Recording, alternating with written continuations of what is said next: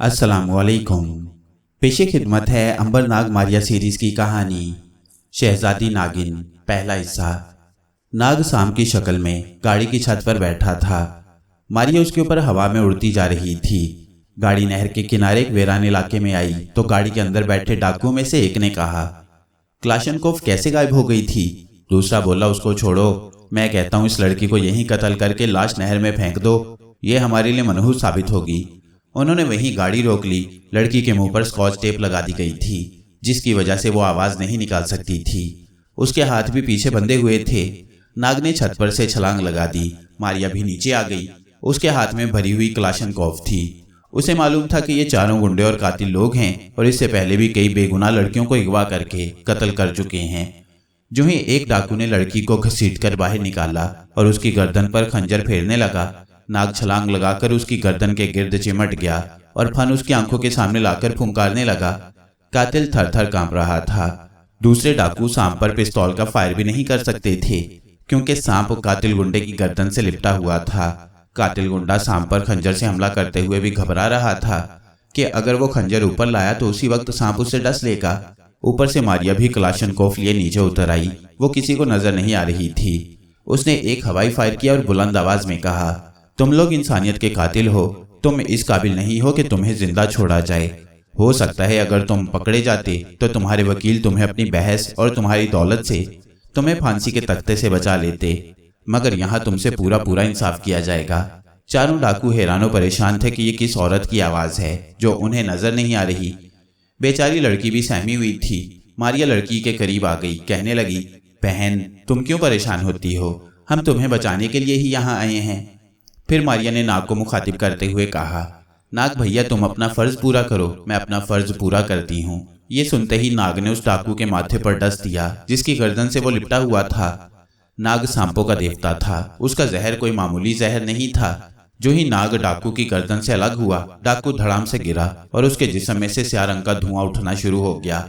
उसके साथी डाकू ये खौफनाक मंजर देखकर एक तरफ को दौड़े, मगर भला वो नाग और मारिया से बचकर कहाँ जा सकते थे। मारिया ने पीछे से क्लाशनकोफ के ब्रस्ट मारे। तीनों कातिल डाकुओं के जिस्मों के पीछे की जानिब से चीथड़े उड़ गए। इसी तरह वो बेगुनाह लोगों को हलाक किया करते थे। आज वो खुद इसी तरह हलाक हो रहे थे। सच है, इंसान को अपने बुरे काम की सजा अल्लाह ताला की तरफ से जरूर मिलकर रहती है। इसीलिए कुरान पाक में अल्लाह ताला ने फरमाया है कि बंदे को हमेशा नेक काम करने चाहिए ताकि उसके साथ भी नेकी का सलूक किया जाए। जो नौजवान बुरी सोहबतों में पड़कर बुरे रास्ते पर निकल खड़े होते हैं और किसी के बार बार समझाने पर भी नेकी के रास्ते पर वापस नहीं आते, उनका आखिर यही अंजाम होता है। गुंडागर्दी और बदमाशी कोई बहादुरी नहीं बल्कि बुराई है, बदी है, गुनाहकारी है।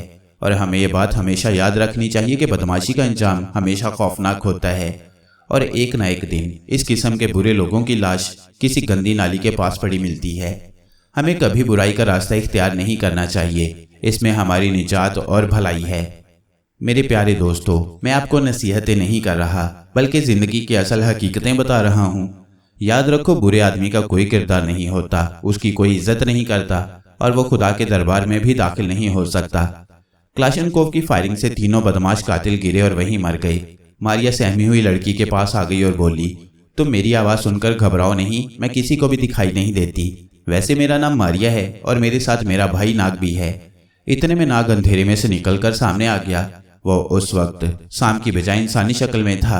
लड़की के चेहरे पर एकदम खुशी की लहर दौड़ गई। उसका सारा खौफ दूर हो गया।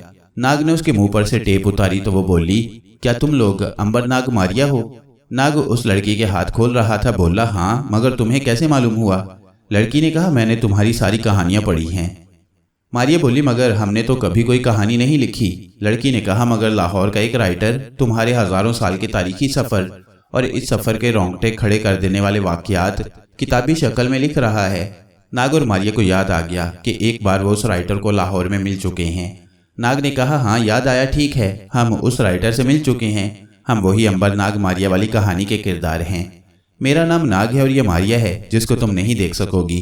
लड़की ने कहा, खुदा का लाख लाख शुक्र है कि उसने वक्त पर तुम्हें मदद के लिए भेज दिया, वरना ये लोग मुझे कत्ल कर चुके थे। मारिया ने कहा, अल्लाह ताला जिंदगी का रखवाला है, मौत और जिंदगी उसी के इख्तियार में है। इंसान लाख चाहे जब तक खुदा की मर्जी ना हो किसी का कुछ नहीं बिगाड़ सकता। नाग बोला चलो हम तुम्हें तुम्हारे घर पहुंचा आते हैं।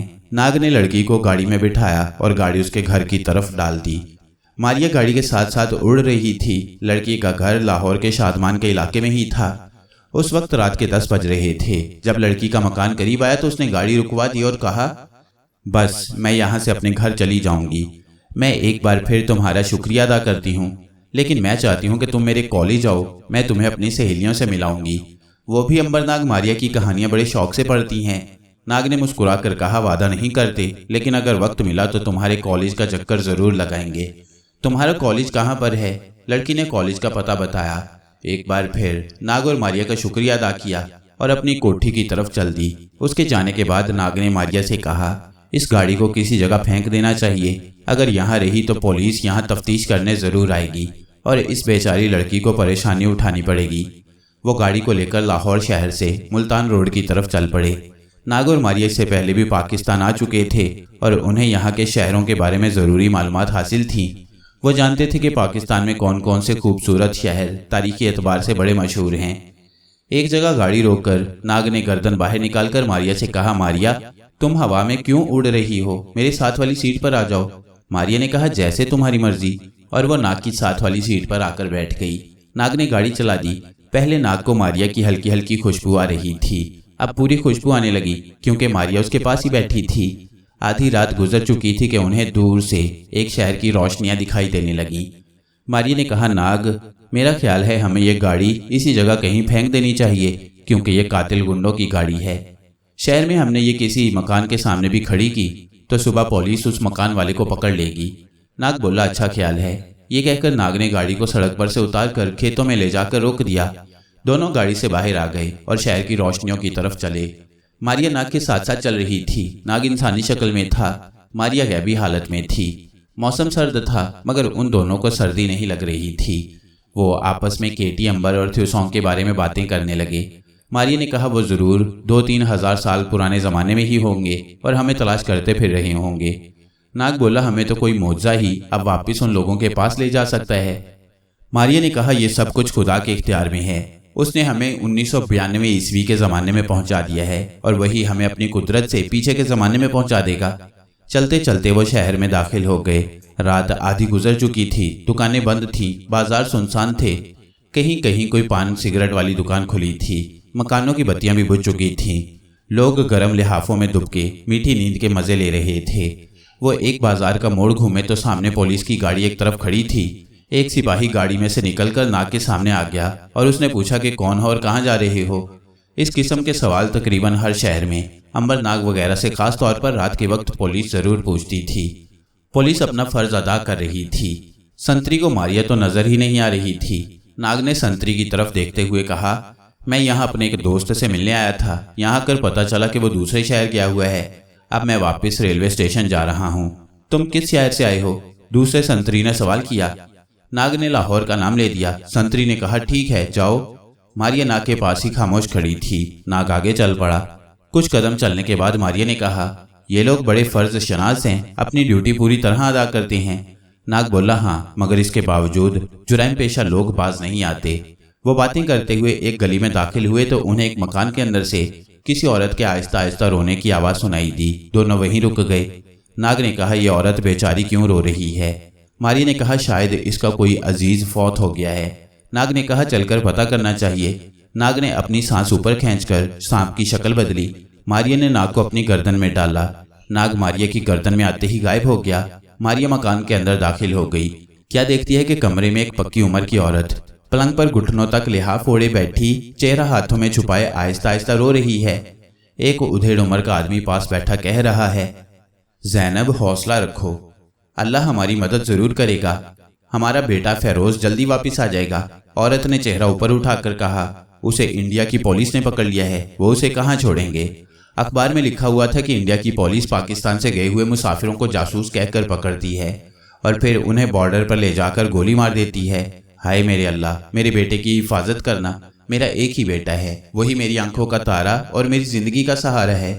बाप ने अफसोस के साथ सर हिलाते हुए कहा, मैं उसे मना करता रहा कि फेरोज इंडिया मत जा, हालात ठीक नहीं हैं, मगर वो कब मानता है मेरी बात। माँ के आंसू नहीं थमते थे, बाप के भी आंसू निकल आए। ये मामूली सा गरीब घराना था, ज्यादा फर्नीचर भी नहीं था। मारिया एक तरफ खड़ी उनकी बातें सुनती रही।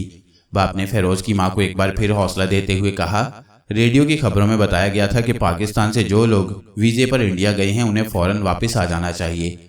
मेरा ख्याल है कि फेरोज वापस आ जाएगा। उसे इंडिया पुलिस ने नहीं पकड़ा होगा, हमें किसी ने गलत बताया है। फेरोज की गमजदा माँ ने हाथ मलते हुए कहा, उसके दोस्त शफी ने खुद बताया था कि इंडिया की पुलिस ने उसके साथ फेरोज को भी गिरफ्तार किया था। मैं किसी तरह भाग गया मगर फेरोज नहीं भाग सका। हाय, मैं क्या करूं? किसके आगे जाकर फरियाद करूं कि कोई मेरा बच्चा मुझे वापस ला दे? और बेचारी माँ सिसकियां भरकर रोने लगी। नाग और मारिया से गमजदा दुखियारी माँ के आंसू कैसे देखे जा सकते थे? मारिया कमरे से बाहर निकलकर गली में आ गई। उसने नाग से कहा, नाग भैया, हमें इस औरत की जरूर मदद करनी चाहिए। हम इसकी मदद कर सकते हैं, क्या ख्याल है तुम्हारा? नाग बोला, मेरा ख्याल क्या पूछती हो मारिया? मैंने तो इन लोगों की मदद करने का फैसला भी कर लिया है। हमें किसी तरीके से ये मालूम करना चाहिए कि इनका बेटा फेरोज इंडिया के किस शहर में पकड़ा गया है। मारिया कुछ सोचकर बोली, ये काम तुम ही कर सकते हो, क्योंकि मैं अगर जाहिर होकर उनके पास आई भी तो शायद ये मुझ पर भरोसा नहीं करेंगे, बल्कि उल्टा हैरान होंगे कि इतनी रात गई एक नौजवान लड़की यहाँ कैसे आ गई है। ठीक है, ये काम मैं किए देता हूँ, तो मेरे साथ रहो। इतना कहकर नाग ने, जो सांप की शक्ल में था, एक सेकंड में इंसानी शक्ल इख्तियार कर ली। उसने धीमी आवाज में मारिया से कहा, मैं अंदर जा रहा हूँ। मैं तुम्हारे साथ हूँ, मारिया ने जवाब दिया। नाग ने आहिस्ता से दरवाजे पर दस्तक दी। अंदर से फेरोज के गमजदा बाप की आवाज आई, कौन है भाई इस वक्त? नाग ने बड़े नर्म लहजे में कहा, चाचा जान, मैं फेरोज का दोस्त हूँ। आप मुझे नहीं जानते, मैं लाहौर से उसकी गुमशुदगी का सुनकर अभी अभी लारी से उतर कर आ रहा हूँ। फेरोज के बाप ने दरवाजा खोल दिया। सामने नाग खड़ा था। फेरोज के दुखी बाप ने सांवले रंग के दुबले पतले चमकीली आंखों वाले नौजवान को देखकर कहा, आ जाओ बेटे, अंदर आ जाओ। नाग बैठक में दाखिल हो गया। उसने फेरोज की माँ को सलाम किया और बड़े अदब से सामने वाली चारपाई पर बैठ गया। माँ जी, मेरा नाम गुलाम अली है, मैं फेरोज का दोस्त हूँ। वो लाहौर जब भी आता था मेरी दुकान पर जरूर आता था। ये बताएं कि वो किस शहर का वीजा लगवा कर गया था? फेरोज की माँ ने ठंडा सांस भरा और बोली, बेटा क्या बताऊं, मैंने उसे बड़ा मना किया कि बेटा ना जा, इंडिया के हालात ठीक नहीं हैं, मगर वो नहीं माना। कहने लगा कि आप वीजा लगवा लिया है, दिल्ली शहर की सैर करके 3-4 दिन में वापस आ जाऊंगा। इसका मतलब है कि वो दिल्ली में ही होगा। फिरोज की माँ के आंसू नहीं थमते थे। नाग ने दोनों को हौसला दिया और कहा, आप फिक्र न करें, दिल्ली में मेरा एक दोस्त रहता है, मैं आज ही उसे फोन करके फिरोज के बारे में मालूमात हासिल करता हूँ। मुझे फिरोज की कोई तस्वीर हो तो दिखा दें। बाप ने अलमारी से फिरोज की एक फोटो निकालकर नाग को दी। नाग ने गौर से देखा। ये 22-23 साल का एक खूबसूरत जवान था, जिसके स्याह बाल गुंजान थे, छोटी छोटी मूंछें भी थीं।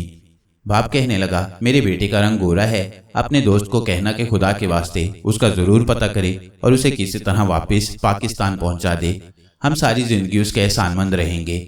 नाग बोला, आप फिक्र न करें, खुदा के फजल से आपका बेटा फिरोज जरूर वापस आ जाएगा। अच्छा, अब मैं चलता हूँ। मैं अभी लाहौर वापस जाकर अपने दोस्त को दिल्ली फोन करता हूँ, वो इस वक्त घर पर ही सो रहा होगा। खुदा हाफिज। नाग मकान से निकलकर गली में आ गया। मारिया उसके साथ थी। कहने लगी, नाग, मुझसे तो फेरोज की वालदा की हालत देखी नहीं जाती। नाग ने कहा, मारिया बहन, जिस माँ का जवान बेटा दुश्मनों की कैद में चला गया हो और दुश्मन भी वो के जो मुसलमानों को पकड़ पकड़ कर कत्ल कर रहे हैं, तो उस माँ के गम का अंदाजा कौन कर सकता है। हमें अभी इंडिया का बॉर्डर क्रॉस करके फिरोज की तलाश में निकल जाना चाहिए। ये 3 इंसानों की जिंदगियों का सवाल है। अगर फिरोज को कुछ हो गया तो उसकी माँ और बाप भी मर जाएंगे। फिरोज खानदान का इकलौता लड़का है, यूं ये सारा खानदान खत्म हो जाएगा। मारिया ने कहा, मैं तो तुमसे ज्यादा तैयार हूँ, चलो हम अभी बॉर्डर क्रॉस करते हैं, हमारे लिए रास्ते में कौन सी रुकावट है। नाग मारिया से बातें करता करता चौक में आया तो सामने से पुलिस की वही गाड़ी आकर उसके पास रुक गई। उसमें से वही सिपाही बाहर निकल आया और नाग को बाजू से पकड़कर बड़े रोब से बोला, तुम अभी तक स्टेशन पर नहीं गए, यहाँ क्या कर रहे हो? गाड़ी के अंदर से दूसरा सिपाही भी बाहर निकल आया। उसने नाग की तरफ झुक कर देखा। खंबे की रोशनी नाग के चेहरे पर पड़ रही थी। वो सिपाही बोला, ओए खुदादाद, ये तो आंखें नहीं झपकता, मुझे तो ये सांप लगता है। कहते हैं सांप जब आदमी बन जाए तो वो आदमी आंखें नहीं झपका करता। पहले सिपाही ने नाग से कहा, तुम आंखें क्यों नहीं झपक रहे? कौन हो ओए तुम? क्या तुम सांप हो? नाग ने मुस्कुराकर कहा, हाँ, सांपों का देवता हूँ। दोनों सिपाही और गाड़ी में बैठा सिपाही ड्राइवर भी हंस पड़े। ओए, इसको पकड़कर थाने ले चलो करम नवाज, वहां ले जाकर इसका सांप निकालते हैं। जो ही सिपाही करम नवाज नाग को हथकड़ी लगाने के लिए बढ़ा, नाग ने ऊपर को सांस खींचा और दूसरे लम्हे उसकी जगह एक स्याह काला सांप जमीन से 5 फुट ऊपर उठकर फन फैलाए फुंकार रहा था। सिपाहियों पर तो जैसे सख्ता तारी हो गया, उनकी तो जुबानें ही बंद हो गईं। आंखें हैरानी और दहशत से खुली की खुली रह गईं। फिर वो लपक कर गाड़ी में बैठे और गाड़ी एकदम आगे निकल गई। मारिया ने कहा, अब सांप ही की शक्ल में रहना नाग। मैं चाहती हूँ कि हम जितनी जल्दी हो सके सरहद पार करके इंडिया पहुंच जाएं। कहीं फिरोज पर तशद्दुद ना किया जा रहा हो। नाग वैसे ही सांप की शक्ल में रहा। मारिया ने उसे उठाकर गले में डाला। मारिया के गले में आते ही सांप भी गायब हो गया। मारिया फिजा में बुलंद हुई और तेजी से इंडिया के बॉर्डर की तरफ उड़ने लगी। मारिया और नाग इससे पहले भी इंडिया का बॉर्डर क्रॉस कर चुके थे। मारिया को मालूम था कि इंडिया का बॉर्डर किस तरफ को है, चुनाचे वो हवा में बड़ी तेजी से उड़ रही थी। रास्ते में उसने PIA का एक हवाई जहाज देखा जो लाहौर से कराची की तरफ प्रवास कर रहा था। मारिया उसके करीब से गुजरी तो उसे जहाज के अंदर खिड़की की धुंधली रोशनियों में मुसाफिरों के चेहरे नजर आए जो कंबल ऊपर की नशिस्तों से टेक लगाए सो रहे थे। नाग ने कहा, हवाई जहाज भी मॉडर्न जमाने की अजीब इजाद है। मारिया ने जवाब में कहा, ठीक है, मगर हवाई जहाज मुझसे ज्यादा तेज नहीं उड़ सकता। और मारिया ने अपनी रफ्तार तेज कर दी। देखते ही देखते वो शालामार बाग के ऊपर से गुजर गई। अब उसे बॉर्डर पर इंडिया की तरफ से लगाई हुई रोशनियां नजर आने लगी। ये बल्ब इंडिया वालों ने अपनी सरहद के साथ साथ ऊंचे ऊंचे खंभों पर कांटेदार तार की बाड़ के साथ लगाए हुए थे जो सारी रात जलते रहते थे ताकि कोई स्मगलर बॉर्डर क्रॉस न कर सके। मारिया ने कहा, इंडिया वालों ने तो बड़ी रोशनियां कर रखी हैं। चलो, इससे हमें फायदा ही पहुंचा है। ये पता चल गया कि हम इंडिया पहुंचने वाले हैं। 1 मिनट के वक्फे में मारिया और नाग फिजा में तेजी से परवाज करते हुए इंडिया का बॉर्डर क्रॉस कर गए। मारिया ने कहा, यहाँ जमीन पर उतरने का कोई फायदा नहीं। आगे अमृतसर का शहर आएगा, वहां उतरकर फिरोज का पता करेंगे। उसके बाप ने कहा था कि फिरोज ने अमृतसर का वीजा भी लगवाया था और वहां से उसे दिल्ली जाना था। नाग बोला, चलो अमृतसर पहुंचकर जमीन पर आ जाएंगे। रात के 2 बजे का वक्त होगा। अमृतसर शहर भी सुनसान था, बाजार खाली पड़े थे। स्टेशन पर रोशनियां हो रही थीं, मगर प्लेटफॉर्म पर मुसाफिर ना होने के बराबर थे। मारिया ने अभी जमीन के साथ पांव नहीं लगाए थे। वह जमीन से 10-15 फुट ऊंची होकर उड़ रही थी। नाग सांप की शक्ल में उसकी गर्दन में लिपटा हुआ था। नाग ने कहा, मारिया, मेरा ख्याल है हमें इस शहर के पुलिस थानों में चलकर देखना चाहिए। हो सकता है फिरोज किसी थाने के हवालात में हो। अच्छा ख्याल है, शहर ज्यादा बड़ा नहीं है, इसका एक चक्कर लगाते हैं। मारिया शहर के अंदर दाखिल हो गई। उन्होंने शहर के सारे थानों और उनकी हवालातें देख लीं। किसी हवालात में उन्हें फिरोज के हुलिये का कोई जवान नजर न आया। नाग ने मशवरा दिया कि हमें अब शहर की जेल का भी एक चक्कर लगा लेना चाहिए। हो सकता है यहाँ की पुलिस ने फिरोज को जेल खाने में बंद कर रखा हो। वह शहर से बाहर एक इलाके में आ गए जहाँ ऊंची 4 दीवारी के अंदर अमृतसर शहर की जेल थी। मारिया और नाग ने एक कोठरी को देखा। वहां भी फिरोज की शक्ल का कोई नौजवान उन्हें दिखाई ना दिया। मारिया कहने लगी, मेरा ख्याल है हमें दिन निकलने का इंतजार करना चाहिए, फिर हम थाने में आकर रिकॉर्ड देखेंगे कि पिछले दिनों कौन कौन से पाकिस्तानियों को इंडिया पुलिस ने नाजायज तौर पर गिरफ्तार किया है। नाग बोला, यहाँ की पुलिस जब किसी पाकिस्तानी को नाजायज तौर पर पकड़ती है तो उसका रिकॉर्ड थोड़ा रखा जाता है। फिरोज का नाम यहाँ के किसी रजिस्टर में दर्ज नहीं होगा। मारिया ने पूछा, फिर उसे कैसे तलाश किया जाए? नाग ने कहा, जहाँ तक मुझे याद है इस अमृतसर शहर में कुछ कश्मीरी मुसलमान रहते हैं। अगर फिरोज यहाँ पकड़ा गया होगा तो उन कश्मीरी मुसलमानों को जरूर इसका इल्म होगा। वो कहाँ मिलेंगे? मारिया ने सवाल किया। यहाँ एक बाजार में एक कश्मीरी मुसलमान का होटल है, वहां से हमें फिरोज का कुछ पता चल सकता है, मगर इस वक्त तो होटल बंद होगा। मारिया ने कहा, हम इंतजार कर लेते हैं, दिन तो निकलने ही वाला है। चलो उतनी देर यहाँ की बड़ी नहर की सैर करते हैं। अमृतसर की बड़ी नहर बहुत खूबसूरत है। नाग ने जैसे जैसे बताया, मारिया उन रास्तों पर से होती शहर से बाहर बड़ी नहर के पुल पर आ गई। नहर वाकई काफी चौड़ी और खूबसूरत थी। उसके दोनों किनारों पर घने दरख्त थे और रोशनियां लगी हुई थीं। मारिया नहर के किनारे एक जगह बैठ गई। नाग भी उसकी गर्दन से उतरकर एक तरफ कुंडली मारकर बैठ गया। अभी वो इंसानी शक्ल में नहीं आना चाहता था क्योंकि पुल पर कुछ सिपाही चल फिरकर पहरा दे रहे थे। नाग और मारिया वहां बैठकर केटी अंबर थ्यूसोंग के बारे में बातें करने लगे कि ना जाने अब उनसे कब और किस मुकाम पर मुलाकात होगी। उस वक्त नहर के किनारे वहां से थोड़ी दूर एक शमशान भूमि में, जहां हिंदू लोग अपने मुर्दे जलाते थे, एक जोगी काले इलम का चिल्ला काट रहा था।